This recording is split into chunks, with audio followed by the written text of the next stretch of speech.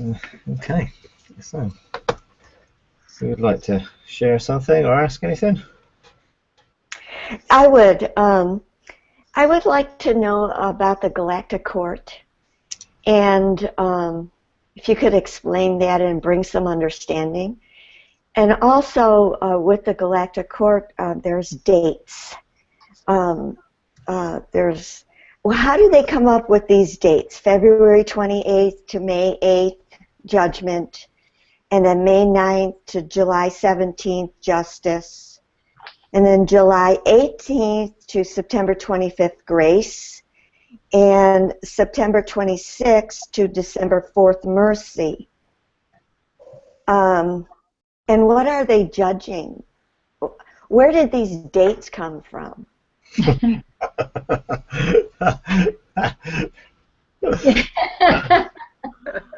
Okay.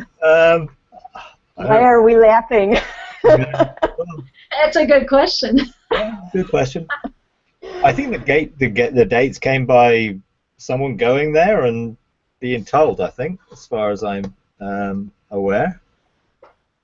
That was the gist of it. I think Ian Clayton first, I think, began to teach on the Galactic Council and the dates that they sat, I think, from going there and observing and seeing what they did. And I think he said he observed for a long time before he had any sort of action in there himself.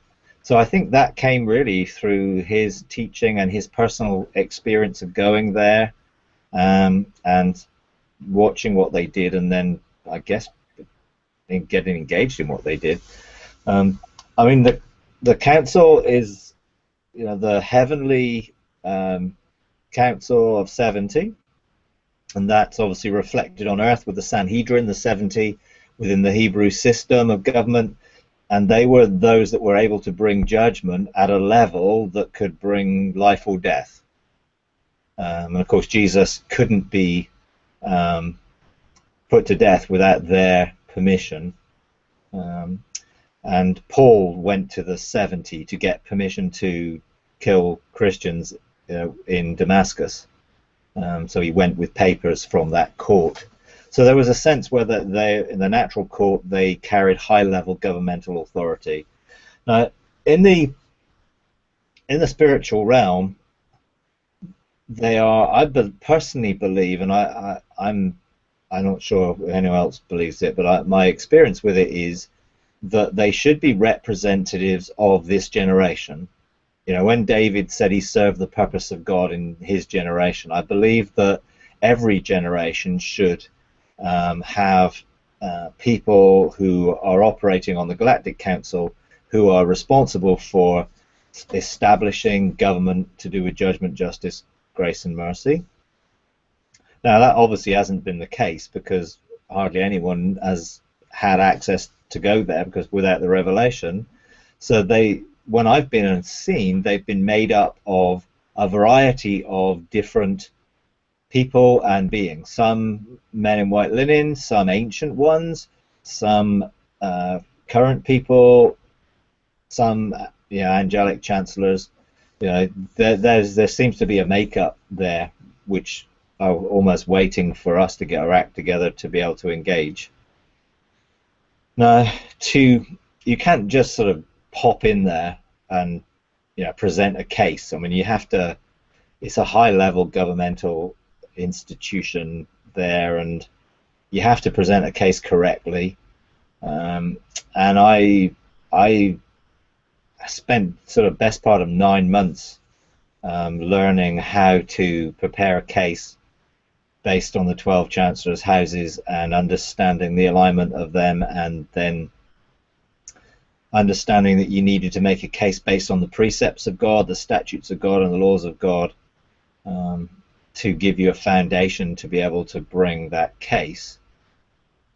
I don't think you can just go if you want to. I think you have to be mandated to go. So you may have a call for a particular nation or people group or something that it gives you authorization to go at that level and present a case, and you can then make the case And I made the case when I was called to go there based on the precepts of God, so the very nature and character of God, based on evidence of what is currently seen, and then what should be seen.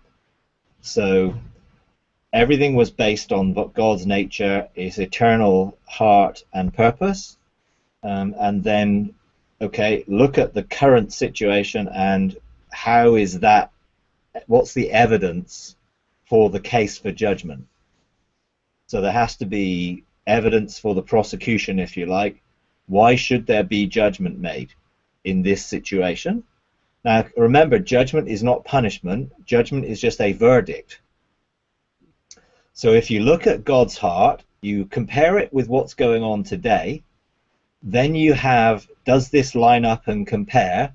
If not, then a judgment then can be made to say, this does not look like what God's purpose is, therefore, that judgment is made to say, this can change, because it isn't in alignment. And judgment always gives an opportunity for life, a choice to change and come into the fullness of what God's purpose is. And therefore you, and this is what I did and what I was shown how to do by wisdom, then you can begin to administrate that judgment to bring change into what is, so that it will change. So really what you're doing is you're aligning what was in God's eternal purpose with what is, and so that you can then begin to decree and declare something different in what will be. So that what will be will align up with the beginning rather than as it is. And therefore when that judgment is made, it authorizes that judgment to be outworked, and therefore a new beginning. So it's always a new beginning. It's never, it may be an end of something, but an end always brings a new beginning. So even if there's a situation of something dying or something ending, it's always so something new can begin, not so, oh well, we're gonna dish out punishment now because we've got a judgment. It doesn't work that way. That's not how God is. And then you can do the same for justice. So on the basis of the judgment that's been made, what is justice? Justice is the correct sentence being carried out. So in a natural court, if the judgment is guilty, then justice is that person should go to prison or whatever the correct sentence is for the situation. So justice is the outworking of the verdict. So let's say a judgment has been made, then on the basis of that judgment, again, according to God's precepts, who he is, what is going to be outworked. And that may well be then, okay, the end of an old and the beginning of a new. So you can begin to bring justice is new things start. And then you can administrate those new things by calling them into being and administrating that. Grace. I'm working on a case for grace right now. Grace in that instance is the divine enabling power of God. So based on judgment and justice, you can administrate grace, the manifold grace of God, the grace upon grace, which is not, as people think, the sort of acronym of, God's redemption at Christ's expense and all that sort of stuff. That isn't what grace is in this instance. God's grace is his divine power and enabling that's available to all of us and is in all of us and holds the whole universe together. Grace actually is what keeps everything in motion. And so on the basis of, let's say, justice and something new, what grace needs to be made available to create that and release that new thing? What power, what authority, what divine abilities need to be released? So if we're looking for something new, what comes with that new to enable that new to take place? And then, I'm not got to the mercy bit yet, but mercy hopefully will be, what can we see poured out on the earth that enables people to come out of judgment, or be free from that judgment, so that their justice can be, they have the opportunity of coming into something new with the grace of God that's available for them. So I would expect when mercy is released, a whole lot of people to be set free from that which is holding them in bondage, because God's mercy is brought into this situation. Now, that's just one situation. What I've been doing is that one thing. There may be people presenting things in all sorts of ways at various levels. Some things are to limit the enemy's activity, so you can put boundary stones in place. So the enemy operates on legal right, but the court has the ability to impose a limit, because as God did with Job, Satan demanded to deal with Job. God gave him permission because Job's fear opened up the legal right for the enemy to act in Job's life, but then God said, but you cannot kill him. And then you have a thing when Jesus dealt with Peter and the disciples. The enemy had wanted to sift Peter and the disciples, and Jesus interceded in that, and again, so that his faith wouldn't fail. So there's sort of precedent for things that can be done within a court system to limit the enemy's power and what he can do, even though he may have some legal right. So this carries that, but someone has to go and plead the case and make the case for that to be delivered, and that's why God is looking for people who know that they're authorized and have the authority to go and do it. But you have to learn. I mean, it's not something, people I think, wow, the Galactic Council, great, we can go and set the, like Guardians of the Galaxy or something. There's protocol, and as I said, it took me 9 months to get to the point where I understood how to put that case together. I mean, maybe different for others, I don't know, but that's really the key. Again, it's very much based on the nature of God himself.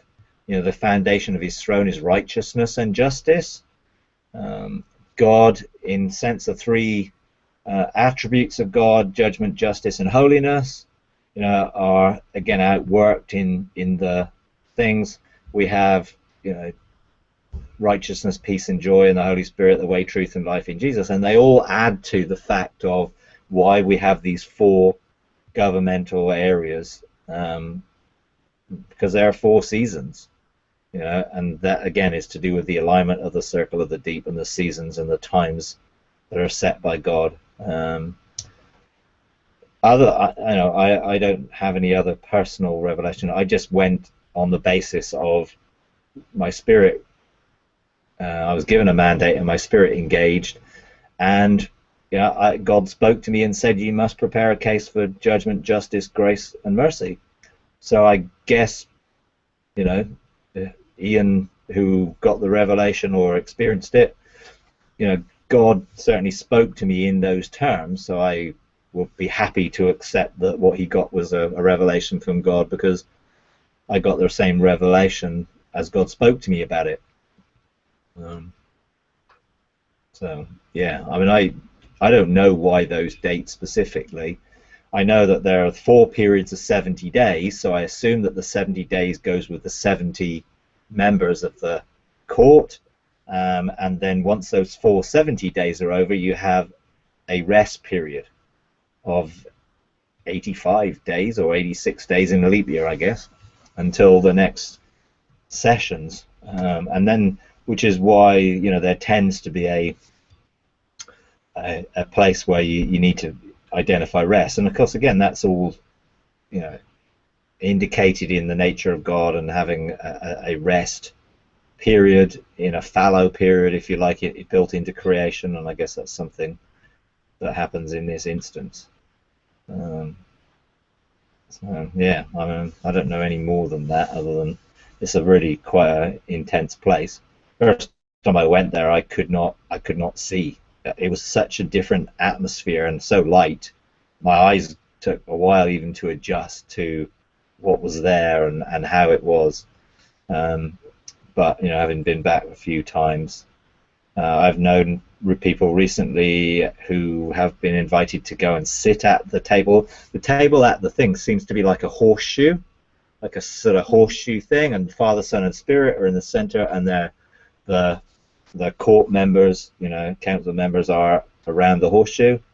A couple of friends of mine went there recently and were asked to take a seat, either end of that, and they were aware of some of the people or things that were there and going on. So, yeah, it's not an interesting thing. But no one's likely to engage that level of authority without ruling their own mountain and establishing their own government, being faithful with little so that you can be entrusted with more at that sort of level. It is a weight of responsibility. It wasn't a light thing. When I first went and did the case for judgment, within 2 days of me doing that, there were some significant things that happened worldwide within the church, which was an indication that judgment was starting to get outworked, and people were aligning themselves one side or other with the line drawn of the verdict. And part of what that did was to bring light into a situation that brought things to the surface and exposed those things which were part of the judgment of the old, to indicate that God was not in that, and so that the new could be established. So there were some significant things that took place which I was like, ooh, wow, that's quite a responsibility. And it is. I felt, this is really, why did you call me to do this? And I'm like, after, please don't blame me. I was just asked to do. It's like, so, yeah, quite an interesting thing. But yeah, have you got a particular reason for asking? Have you sort of felt called to engage there? Well, I don't know that I'm ready yet to engage there, but I am wanting to have more of an understanding of each of the courts, and that's one of the courts I questioned. And when I saw the dates, I thought to myself, where did they come up with these dates? Yeah. And I understand that you could get things from heaven and understanding from heaven. I understand that. I was wanting to also ask you about the Galactic Court. Could we go there and just observe? Could we do that? Yeah, I mean, that's certainly what Ian did. I mean, Ian said he spent a long time observing. I went 2 or 3 times and observed. So other people I've heard say that they've been and seen some things and observed. The key is, if your spirit is drawing you to it, then cultivate the desire in your heart. Start to just cultivate the desire to observe, and allow God to begin to outwork that desire, and set your desire. One of the things I did, I went to see Wisdom, and I asked Wisdom to take me and show me the protocol. So I wanted to know, particularly after I'd been assigned to make a case, I was like, okay, what do I do? What do I do when I go there? How do I, what do I actually say? How do I say it? So I'm like, okay, Wisdom, can you help? So she took me, and the first time I went to present a case, the first case, she showed me the protocol and how to frame the case, if you like, and speak it into being and bring it in order, and there was a time of deliberation, if you like, by the council, and before a verdict was given. So that's how it is, and I think you have to, in all this, everything has to come out of God's heart, and we can't have our own motives in the way and things like that. So there's got to be a real clear desire, and then you may well get a mandate once you see how it works. And you wouldn't get a desire out of nothing. Some people may be curious which is different from really feeling I need to know how this works. So, I would go to Wisdom's Heights and ask, well, can you take me and show me, or ask Jesus, one of the sort of, okay, Jesus, can you take me here? And if he can, he will, I guess, and he may give you some criteria for doing it. I don't know. Yeah. Well, I've had a real, I don't know if this is something you bring to the Galactic Court, but I have a real concern for my nation. And it came up during communion because I had been trading that time for my nation on the Sea of Glass through the body and blood of Jesus. And then something came up in the process of doing that in relationship with the Lord. What came up is I heard the word taxes, and then I heard the word trade. And so I knew what that meant. Trade your taxes to purchase back, to buy back the United States. And so I had been doing that. Okay, good. So as you're talking, I'm wondering if I should prepare a case for the United States and go to one of the courts, whether it be Galactic or which one. I don't even know which one it would be, to be very honest with you. And I've seen in the spirit where I picked up the nation of the United States, so I had to be pretty big, to do that in the spirit, and handed it to the Father to breathe on it and to breathe into it the face of Jesus, and that the Holy Spirit would sweep across this nation like he did on the day of Pentecost and bring that fire of reformation and revival to this nation. I mean, that's the way I prayed it. I don't know, if I'm on the right track or not, but that's where I'm at with my nation. Sure. Yeah, I mean, in those situations, you just have to go with what your spirit leads and do it.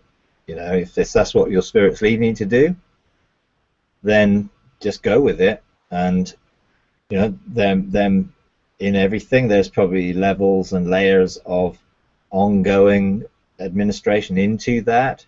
What does it mean? And there may well be lots of other people who are doing similar things as part of the process whenever on our own in things. I think understanding how to legislate is absolutely vital. I'm sort of pulling together some groups to do that, learning how to get blueprints and mandates and legislation so we can do it for whether it's our city or an area, state, region, whatever. And actually begin to systematically do it. It's not something. It's not a one-off. When I engaged the Galactic Council in this, God said you have 35 days to prepare a case, and then you bring that case on the middle day of day 35, and then you have 35 days to administrate the verdict before you prepare the next case. So I was administrating judgment for 35 days, and I'm in the middle of administrating justice. It's something you have to continue to do, and at work. And I think a lot of things are not just one-off encounters, but there needs to be a systematic. We have to rule and establish government from that heavenly perspective and continue until we see things outworked. And often, if you don't see from the beginning, then we can be moved by the compassion in our heart, which is not always the correct thing. And so it's very important to see what is going on from the perspective of God's heart in the beginning. What is he using to further his purposes, and what are in opposition to his purposes that we need to see changed? And sometimes that is not as straightforward and as simple as we think. Because God will use even some of the enemy's plans and turn them on their head, and therefore to stop something when God is using it would not be a wise thing to do, even though what's going on may be negative, and God would have never brought that negative, but he can use it. You know, I mean, in a sense, it's like, you know, if the Galactic Council had stopped the Sanhedrin bringing Jesus to death, then we wouldn't be here. So, you know, so that there's a sense where we have to be clear what God's purpose in something is, so that we can administrate it correctly, in alignment with his will. So engaging in what was is really, really important. Being able to go into the four faces of God, being able to see from lion, ox, eagle, man perspectives, seeing that from the beginning, looking at the end, and then bringing that into today so we can administrate it for the changing of tomorrow. You know, I don't believe tomorrow is fixed in a sense. It is in the will and purpose of God in his heart, but we get a part to play in outworking it. Therefore, you know, tomorrow, it's not like, I don't believe you can just go and see tomorrow because it's already happened in one sense. I know time, eternity, it's all now, but we're talking about the will and purpose of God in eternity. There's no sin in eternity. So, you know, that can't be in eternity. That's why time and space were created, in a sense, to contain sin. So there's no sin in eternity. And of course, the Lamb was slain before the foundation of the world anyway, to have dealt with everything from the perspective of the cross. Even before that converged in history, it was still present in eternity, in God's purpose. There's some complex things around that which people have different views about. My view is, if we go and stand at the beginning from God's perspective, then we can see what the end should be from that perspective, and then we can call it forth or decree it and declare it and be part of bringing it about. If I change as a result of engaging God, then tomorrow will change because I'm different. So if I'm transformed by engaging God and engaging his purposes and engaging his heart in eternity, then I bring that into what is today in me, and if I'm different today, then tomorrow will be different because I will change it. Yeah? And the more we are transformed, the more possibility there is of the future changing. It's not just a matter of saying change. It's like we have to change, you know, and therefore the future changes. You know, if I am healed, restored, made whole, set free from something today, then tomorrow will be a different place from what it was if I wasn't set free or healed or made whole. It has to be a different place. Therefore, the onus is on us to make sure that we are in alignment with God's plan and purpose for our own life, that our scroll is aligned with our scroll of destiny and we're fulfilling God's purpose. Then the future will be in alignment with that. And the more people that embrace that, the greater the change and transformation will take place. Yeah.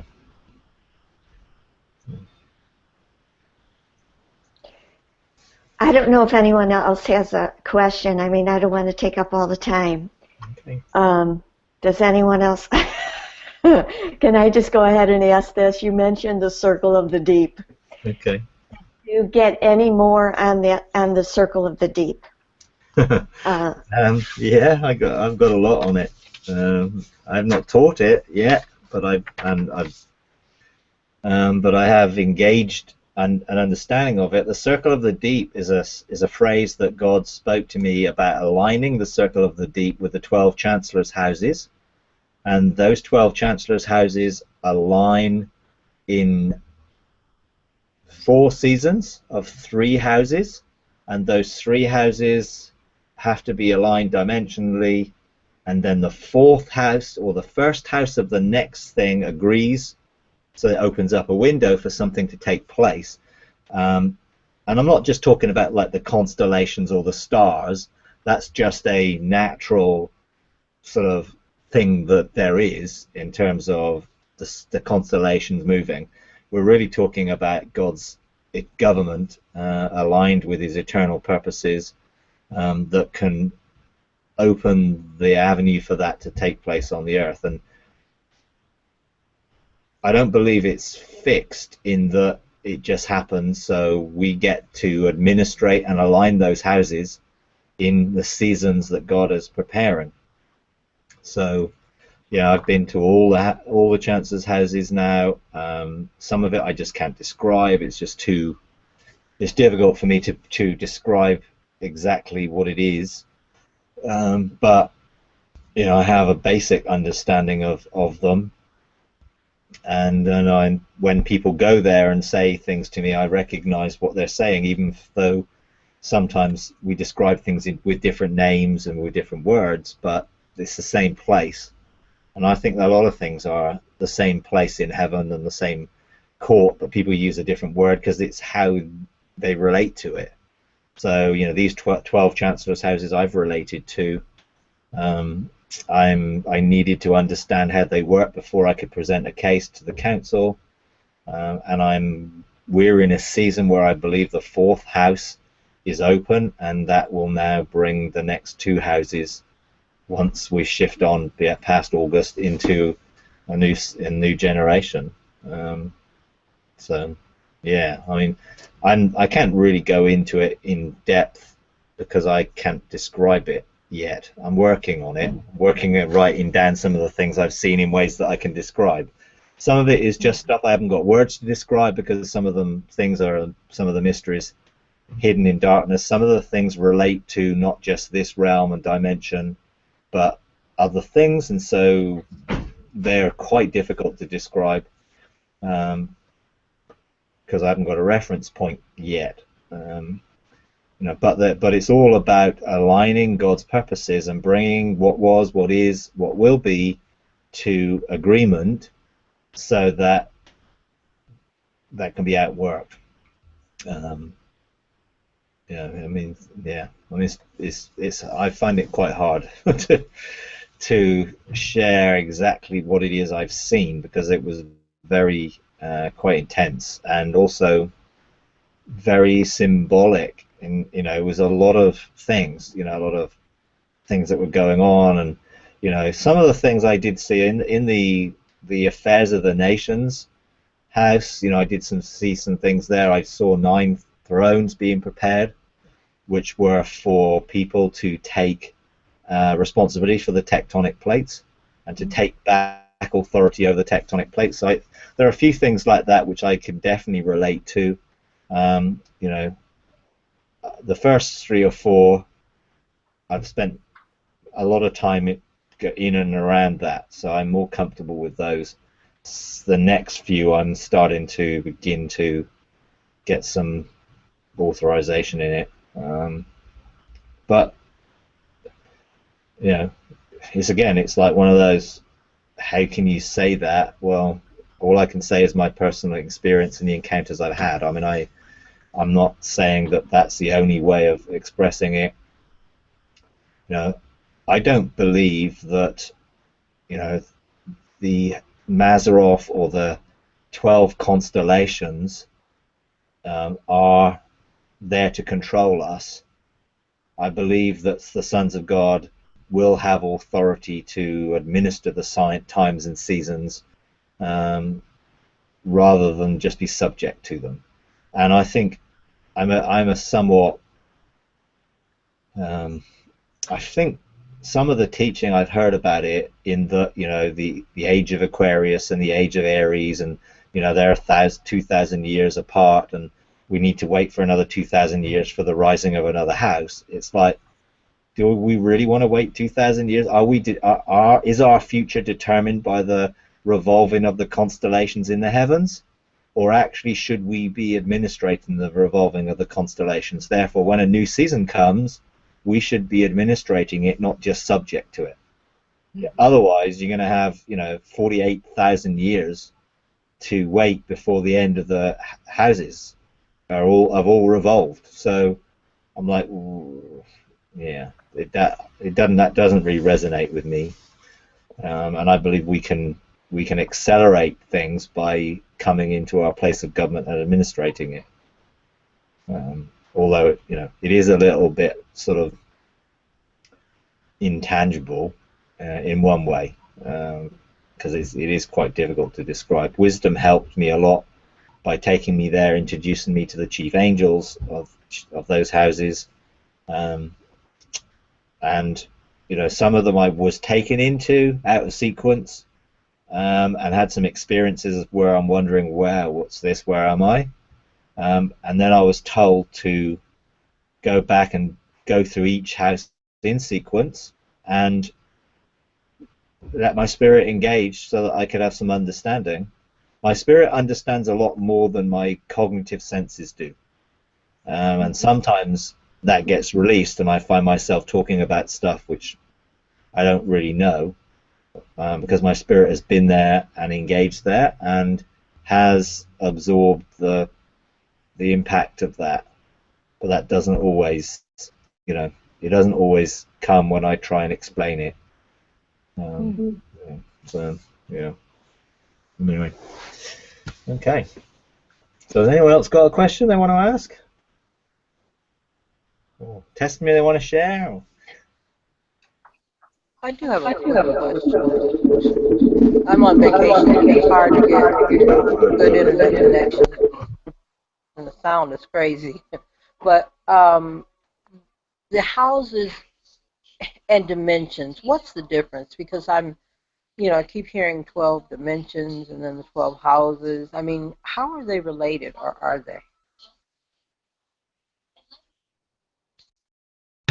Well, there are a lot of 12s, and because 12 is the fullness of government. So you get that all the way through Scripture, from the 12 tribes to the 12 foundations of Jerusalem, New Jerusalem, and the 12 gates and 12 apostles. There's a lot of 12s mentioned. They all have a governmental effect. That's what it's about, the fullness of government. So there is an interaction between the 12 houses and how God's government is released in seasons, times and seasons. You remember in Genesis it talks about the sun and moon and the stars as being there for times and seasons, or governors, to indicate the changing of seasons. And I think we do see signs in the heavens when there is a change of season, because it's a change of government. And you get that right back from Egypt, Babylon, Assyria, the new end of the Old Covenant. You have the same thing.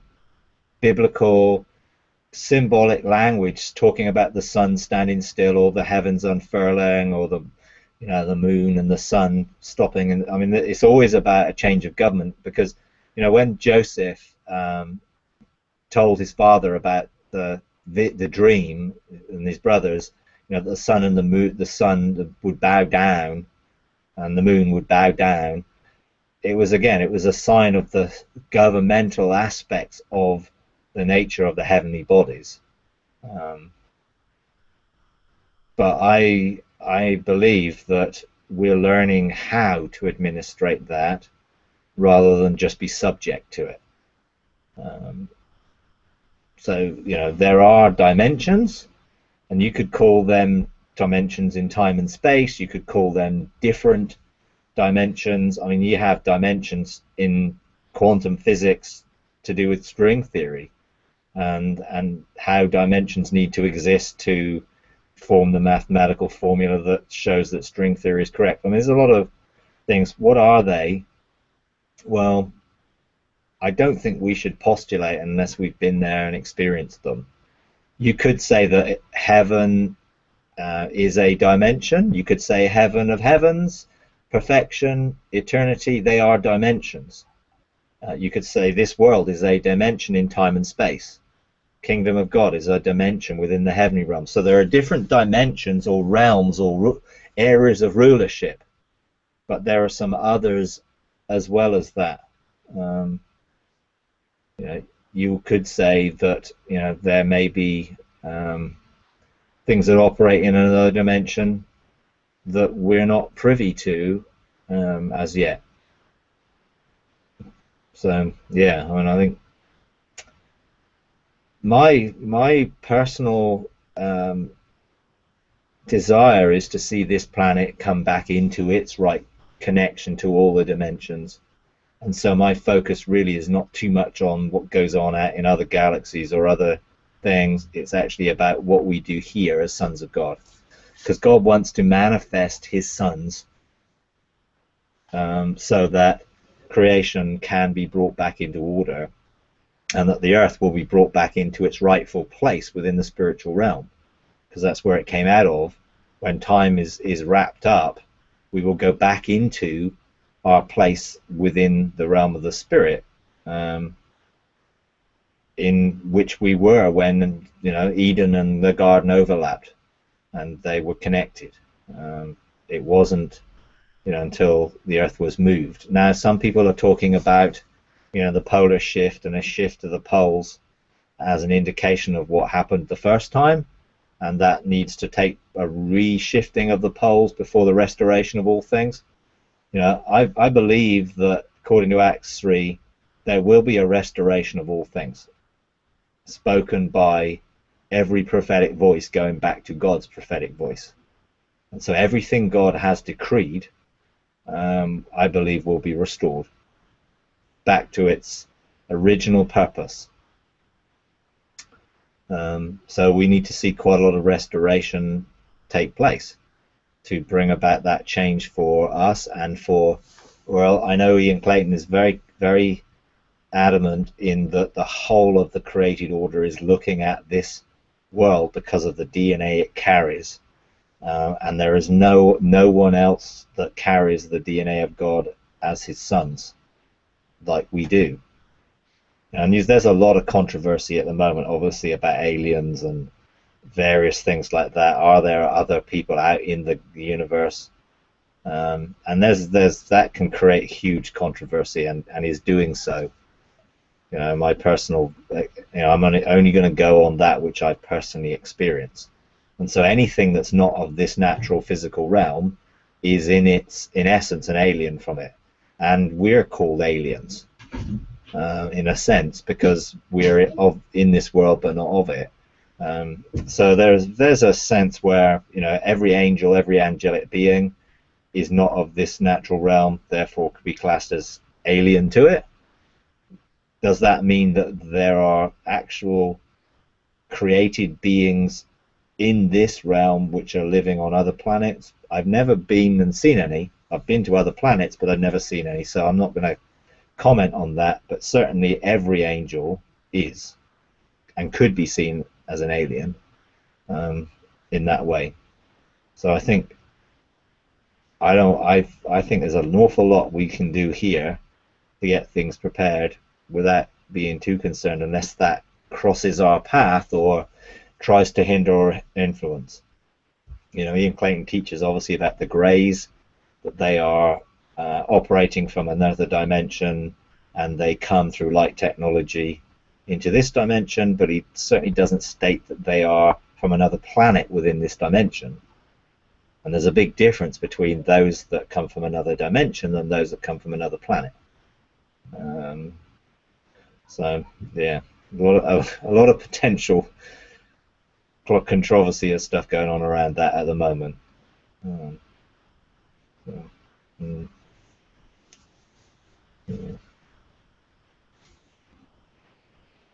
Anyone else want to share something or ask something?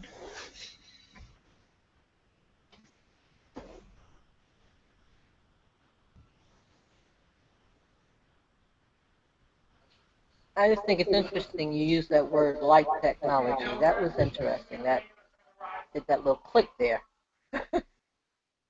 Interesting.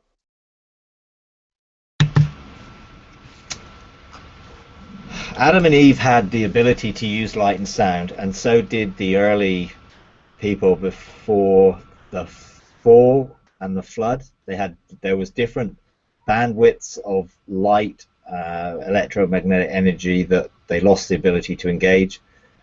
the pyramids were built using light and sound technology. Sound can be used to move things. Light can be used to cut things, shape things. I believe those things will be restored. We have come up with technology to do things that they could do by abilities. And we can sometimes replicate some of the things that could have been done, but we do it through technology rather than ability. And they had the ability within to use their thoughts to control light and sound. And I believe that will be restored to us, because it has to be part of the restoration of all things. We have to get back all the abilities that they had and lost. Yeah.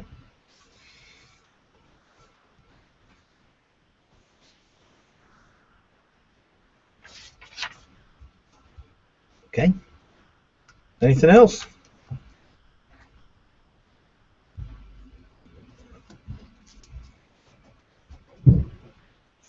Well, if no one else is going to ask, I would like to ask you about the sapphire cube.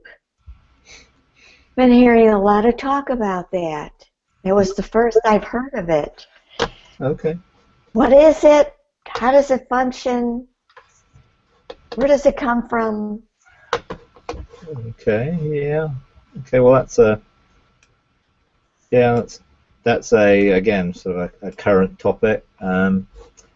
The word talks about when Moses went to engage with heaven and took the 70 elders. They went into the realm of heaven. They engaged God on the sapphire pavement with the sapphire throne, and God gave Moses what is translated in our language tablets of stone, but actually in the original Hebrew was sapphire cube. So Moses was given a sapphire cube that contained the record of how to administrate heaven on the earth, and there was insight into that.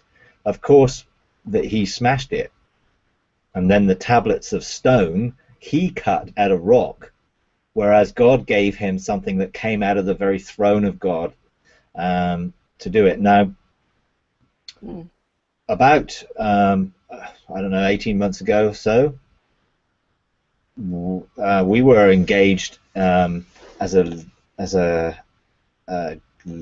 group of leaders, and we stepped into heaven looking to engage, and 5 or 6 of us actually saw the same thing from different perspectives, and we saw this sapphire cube, but in its full dimensions. And the full dimensions, or the full expression of it, is Metatrons cube.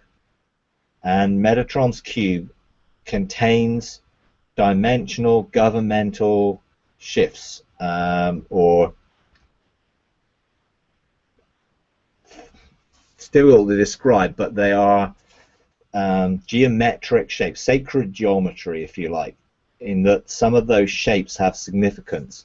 I mean, I can show you some pictures of what it looks like, and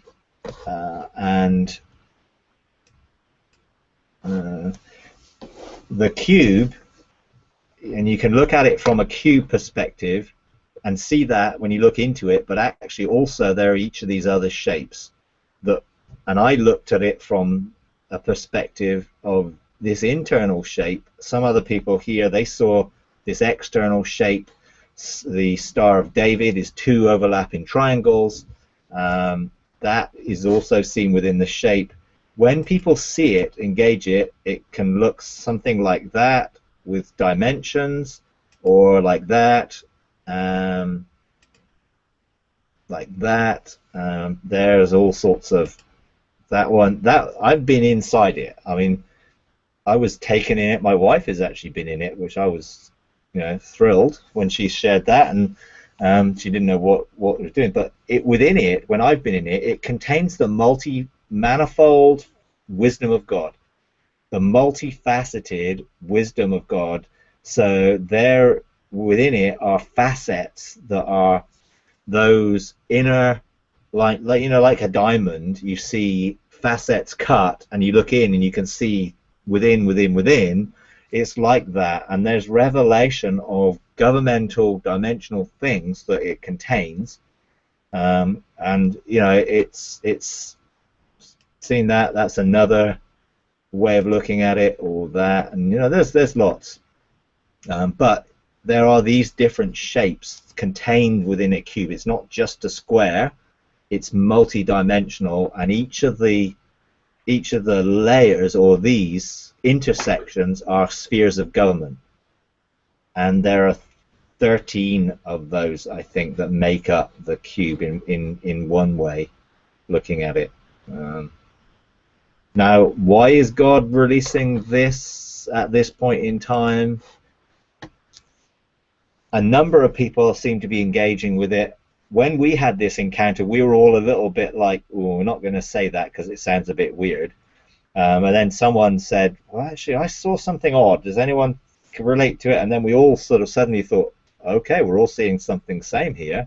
What is it? This must be significant, because 5 or 6 people all saw the same thing from different perspectives. What's God doing? So we began to see, and then people started to have encounters with it, being in that cube or within the sphere and different things. I then, in one of the hangouts, someone said, I've engaged this, and what do you think this is? And they drew this thing that they engaged, which is basically exactly the same type of thing. And a number of people then came out with the same thing, and as if, hey, God is unveiling something. So there's some teaching on it, which I think comes more from Jewish mystical stuff than actually what God is really doing with it.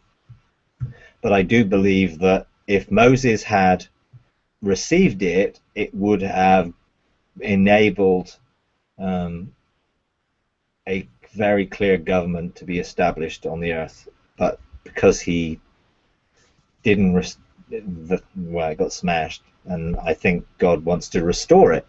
And so I think there's a restoration or revelation to do with dimensional government.